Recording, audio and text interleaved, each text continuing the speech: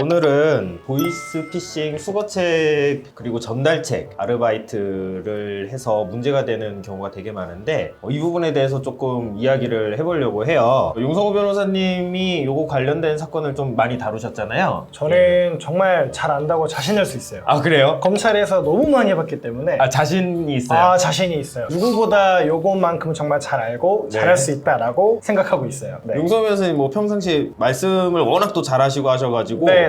이거 하셨어도 잘하셨을 것 같아요. 보이스피싱을 했어도 네, 했어도 잘하셨을 것 같아요. 제가 저도 근데 네. 네, 같은 생각을 아, 하긴 그래요? 해요. 네. 네, 네, 뭐. 다행히 그래도 여기 앉아 있네요.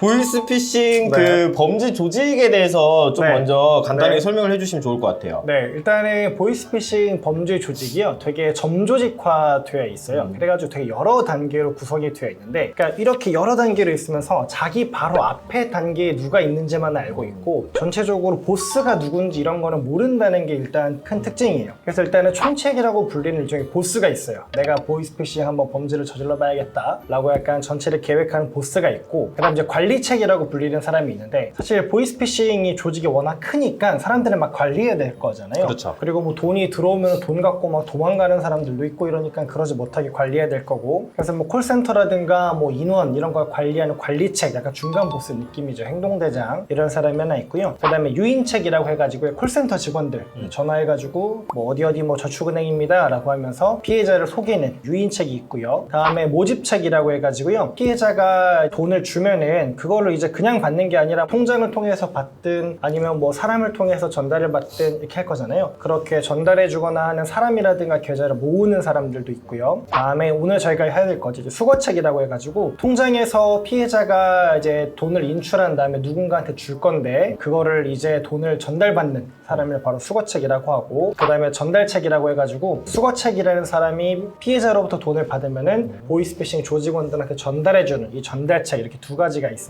수거책하고 전달책도 그 어떤 범죄의 한 구성을 차지를 하는 거잖아요. 그렇죠. 네. 그래서 처음에 보이스피싱 범죄 같은 경우 공소장 보면은 맨 앞부분에 들어가는 게 항상 딱 요거예요. 보이스피싱 조직은 점조직화되어 있고 총칙부터 해가지고 어떻게 이루어진다. 그래서 총칙과 그 수거책과 전달책도 하나의 보이스피싱 조직원으로 일단은 이렇게 되고 있죠. 근데 이들도 어떻게 보면은 피해자다 이렇게 또 평가를 할 수가 있잖아요. 네, 그런 네. 면이 전혀 없지만은 않은 것 같아요. 사실 좀 말씀드리기 좀 조심스럽기는 해요. 그렇죠. 그 네. 보이스피싱 진짜 피해자분들 입장에서는 그렇죠. 아니 내가 돈을 이렇게 잃었는데 얘네는 범죄자들인데 뭐가 피해자냐 라고 하시는 분들이 있을 수 있는데, 이분들도 간혹 보면은 피해자라고까지는 어떻게 할 수 없겠지만 이분들도 보이스피싱 조직원들한테 속아서 범죄를 저지르는 경우가 진짜 많아요. 그렇죠. 주변에 뭐 그런 경우 좀 사건들 본 적 있으세요? 지금 수거책이나 전달책은 이제 아르바이트 형태로 모집을 해가지고 본인들이 이제 대출 업무를 하고 있는데 맞아요, 네. 돈을 전달을 해줘야 된다. 그러니까 여기서 받아가 저쪽에 좀 갖다 줘라. 그래서 한 뭐 하루에 한 10만 원 정도 맞아요, 네. 알바 비용을 주고서는 그렇게 하는 경우가 있어요. 그러면은 사실 이분들은 그것이 보이스피싱 범죄로 인해서 발생한 피해금인지는 모르고 배달을 하는 거죠. 그렇게 하는데 결국에는 또 이제 잡히게 되고 그럼 이제 문제가 생기는데, 사실 이런 아르바이트에 들어간다는 것 자체가 좀 경제적인 능력이 부족한 학생들이 많거든요. 어리고 좀 사회 경험도 좀 부족한 경우들이 많아요. 그렇다 보니까 사실 형사적으로 문제가 됐을 때 좀 제대로 대응도 잘 되지 않는 것 같다라는 좀 느낌을 받았거든요. 근데 요거 처벌수가 또 굉장히 좀 세잖아요. 네, 맞아요. 그러니까 네. 말씀하신 것처럼 수거책, 전달책도 속아서 하는 경우가 정말 많은 게, 자기네가 보이스피싱 범죄를 저지르고 있다고 전혀 생각을 못 해요. 그냥 뭐 알바 천국이라든가 이런 데서 이제 구인 구직하는 이제 글들을 보고 연락을 해가지고 저희가 뭐 업체한테 돈을 받아야 되는데 그 업체가 지금 세금 문제 때문에 계좌로 돈을 보낼 수 없대요. 그러니까 가서 돈을 받아가지고 보내주세요. 근데 물어보는 피해자도 있어요. 아니 뭐 당신네들이 직접 하지 왜 나한테 시키냐, 이런 거를 많은 돈을 주면서 그러면 다 그럴듯해요. 우리가 본사가 뭐 부산에 있고 제주도에 있고 해가지고 수도권까지 갈 수가 없다.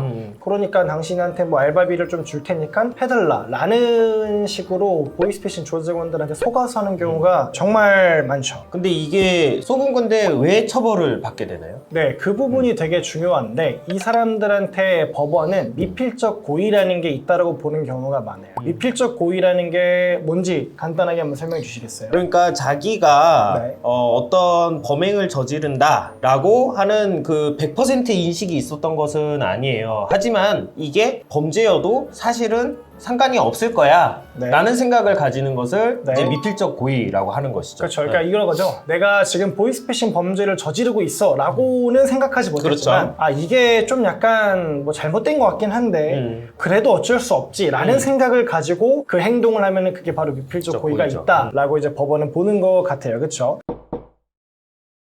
그래서 이게 경찰 첫 번째 조사할 때 핵심이에요. 보이스피싱 사기 이제 뭐 연루돼가지고 경찰 조사 받으러 가면은 모든 경찰이 이거 반드시 물어봐요. 그 질문이 뭐죠? 이거 하면서 이상하다고 생각한 적 없으세요? 그쵸. 네, 그거예요. 그러니까 이상하다 생각한 적 없으세요? 라고 왜 물어보냐면은 경찰도 알고 검찰도 알고 판사도 알아요. 얘가 진짜 나쁜 놈 보이스피싱 조직원이라는 건 아니구나 라는 건 알고 있는데 그러면은 미필적 고의라는 걸 입증을 해야 되잖아요. 그렇죠. 너 미필적 고의를 갖고 있니? 이렇게 물어보지 않고 그걸 바꿔서 물어보는 게 좀 이상하다고 생각하지 않았어요? 뭐 일반적이지는 않잖아요. 그럼 사람들이 보통 일반적으로는 아니 뭐 이상하게 생각 잘 못했는데요 라고 대답을 해도 계속해서 추궁을 하죠. 아니 뭐 자기 이름으로 뭐 입금도 안 하고 다른 그렇죠. 사람으로 입금하라고 했고 고용됐다고 하는데 근로계약서 쓴 적 있어요. 그런 것도 안 썼고 이상하지 않아요? 그러면은 조사받는 사람 입장에서는 생각해보니까 이상하거든. 나는 이상하다고 생각 안 했는데 경찰이 이상하대. 나는 잘못했으니까 뭔가 수긍해줘야 그렇죠. 될 것 같아. 네. 이상한데요? 라고 하는 순간 이제 네. 유죄 판결이 나오게 되는 게 있잖아요. 그리고 이게 보면은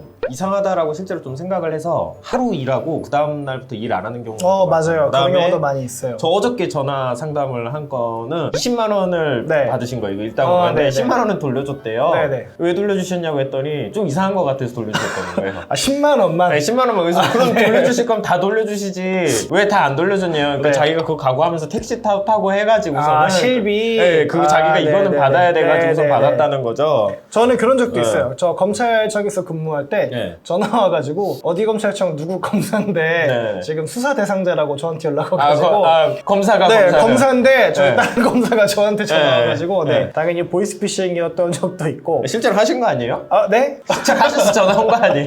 그건 아니에요? 당연히 아니죠. 아, 네, 네, 제가 알겠습니다. 여기까지 자리에 와 있습니다. 네네네네. 그런 적도 있었고 약간 보이스피싱 조직원들 위에서 노는 사람도 있어요. 어떻게 하냐면은 이게 고액 알바라고 치면 요즘에 대부분 다 보이스피싱 수거책 전달책 알바거든요. 그러니까 일부러 그거를 쳐. 그런 다음에 보이스피싱 수거책 전달책 알바를 해요. 그러면은 피해자한테 3천만 원 받잖아요. 네네네. 또 원래는 예를 들어서 한 10만 원 정도만 자기가 갖고 2,990만 원을 보이스피싱 조직원에 보내줘야 되는데 3천만 원을 갖고 잠적해. 이런 경우들도 진짜 많이 봤어요. 그래서 보이스피싱 조직원이 얘를 횡령했다고 고소하고 그렇죠. 아주 난리 부르스려주는 그런 경우들이 그렇죠. 검찰에서 간혹 있었습니다. 되게 재밌어요. 네. 보이스피싱이 웃긴 게 네. 결국에는 전달책 그리고 수거책들만 네. 잡히잖아요. 그쵸, 네, 사실 맞아요. 그 위에 어떤 범죄의 실질을 계획하고 꾸미고 돈을 가져간 사람들은 처벌을 받지 않잖아요. 네, 대부분 중국에 있어서 잡기가 어렵죠. 그렇죠. 그렇게 네. 되는데 수거책하고 전달책을 보면은 이 사람들도 좀 속아가지고 한 네. 측면이 있는데 네. 왜 이 사람들이 좀 처벌을 종국적으로 좀 심하게 받는 경우들이 좀 많은 것 같은데 네. 왜 그럴까요? 아까 전에 말씀드린 것처럼 일단 법리적으로는 미필적 고의라는 게 있어요. 네네네네네. 그게 하나 있고 두 번째로는 사실 미필적 고의라는 게 진짜 있는 건가 애매한 경우도 많이 있거든요. 근데 저도 이제 검찰에서 근무도 했었고 네. 또 이제 법원에서 근무하시는 많은 분들과 얘기를 해보면은 약간 법리적인 것보다는 이런 판단이 들어가는 것 같아요. 그 전달책, 수거책 너도 속은 거 알겠는데 근데 지금 당장 5천만 원 잃어버린 피해자가 있잖아. 그럼 누군가는 책임을 져야지. 근데 실제로 책임을 져야 되는 총책이라든가 관리책 이런 애들은 어차피 안 잡힐 거고 그러면은 잡혀있는 너라도 책임을 져야지라는 마인드가 솔직히 뭐 약간이 좀 많이 개입되어 있는 것 같아요. 물론 그렇게 수사가 이루어지고 재판이 이루어지는 게 올바른지는 잘은 모르겠지만 그런 것 같아요. 왜냐면은 재판 진행해보면 뭐 5천만 원 잃어버린 피해자가 와서 울고 내 전 재산 날렸다 이러고 있는데 당장 수거책 전달책이라고 잡혀온 사람한테 뭐 당신도 속았으니까 무죄. 그럼 이 피해자는 자기의 피해를 어디 가서도 회복받을 수가 없는 거예요. 그나마 이 사람이라도 유죄가 나와야 이제 수거책 전달책한테 손해배상을 청구를 하든 이런 거를 좀 할 수 있겠죠. 이게 사건을 해보면은 검찰 단계에서 기소유예 받기는 좀 잘 안 나오는 것 같아요. 기소유예는 쉽지 네, 않을 것 같고. 불가능해요. 그럼 좀 구체적인 좀 처벌 수위는 보통 어느 정도를 예상할 수 있을까요? 일단은 이게 공개가 돼도 되는 건지 모르겠는데 검찰 내부 사건 처리 기준이라는 게 네네네네네. 있어요. 어떤 범죄면은 어느 정도로 구형을 해라. 라는 것들이 있는데 사실 일반적인 사기죄 같은 경우는 뭐 1,000만 원 단위면은 징역형 구형을 그렇게 많이는 안 해요. 예를 들어서 뭐 3,000만 원 사기 쳤다고 해서 징역 구형 안 하잖아요. 전부 다 약식명령으로 벌금으로 끝나는데 이게 웃긴 게 실제로 일반 사기죄는 보통 법원 선고하는 거 보면은 한 1억 원당 1년 정도 그게 좀 일반적으로 가는 추세인 것 같아요. 서울의 경우에는 뭐 좀 다르긴 한데 어쨌든 1억 원당 1년 정도 가는데 보이스피싱은 일단 대검에서 지침이 내려왔어요. 수거책이든 전달책이든 연루가 되어 있으면 무조건 징역 5년부터 시작. 상관없이. 네. 그러니까 아무리 내가 뭐 10만 원 받고 이랬든 20만 원 받고 이랬든 수거책 전달책으로 잡혀가면은 검사는 징역 5년 구형하고 시작하는 거예요. 그럼 판사 입장에서는 검사가 징역 5년을 구형을 하니까 아무리 금액이 적어도 실형이 막 징역 1년 6개월은 나오거든요. 근데 검사 항소 기준 자체가 자기가 구형한 거 대비해서 절반만큼 형량이 안 나오면 자동으로 항소하게 돼 있어요. 그러니까 5년을 구형했는데 2년 6개월까지는 나와야 되는데 1년 6개월 나오면 검사는 무조건 항소하는 거예요. 그러니까 보이스피싱 사건의 경우에는 처벌 수위도 세고 1년 6개월 이상 실형이 나온다고 보셔야 되고 심지어 피해액이 요즘에는 뭐 3,4천만 원 정도밖에 안 돼도 요즘에는 실형 뭐 1년씩 나오는 것 같더라고요. 거기다가 검사는 무조건 항소하고 이런 경우들이 참 많이 있는 것 같습니다. 그리고 이게 전달책 수거책의 처벌 수위가 높다 보니까 재판을 무조건 가잖아요. 그럼 재판을 가게 되면 피해자들이 행사할 수 있는 권리가 하나 있잖아요. 그렇죠, 네. 그렇죠. 배상명령 신청. 네. 저희 이전에도 한번 이야기를 했었던 건데 네. 피해자들이 이제 배상명령 신청을 하게 되면은 결국에는 민사적으로도 그 피해 금액을 피해자들한테 반환할 의무가 생겨버리게 되거든요. 그렇죠. 형사처벌을 받는 거는 뭐 당연히 받아야 되는 거고 그 이후에도 이제 그 개인의 재산들에 대해서 계속 압류가 들어오고 현실적인 어떤 경제 활동을 영위하는데 굉장히 오랜 시간 동안 장애가 생길 수밖에 없게 되더라고요. 그래서 일단 전달책 수거책 아르바이트를 했다라고 하면은 사실상 조금 형사적으로 잘 대응하는 게 중요한데 이 부분에 대해서는 다음 화에서 한번 60초 후에 60초 후에 광고 보시고 그러면은 좀 다시 한번 좀 이야기를 나눠보시는 게 좋을 것 알겠습니다. 같고요. 오늘은 보이스피싱 수거책 전달책에 대해서 개괄적으로 한번 이야기를 해봤습니다. 네, 감사합니다.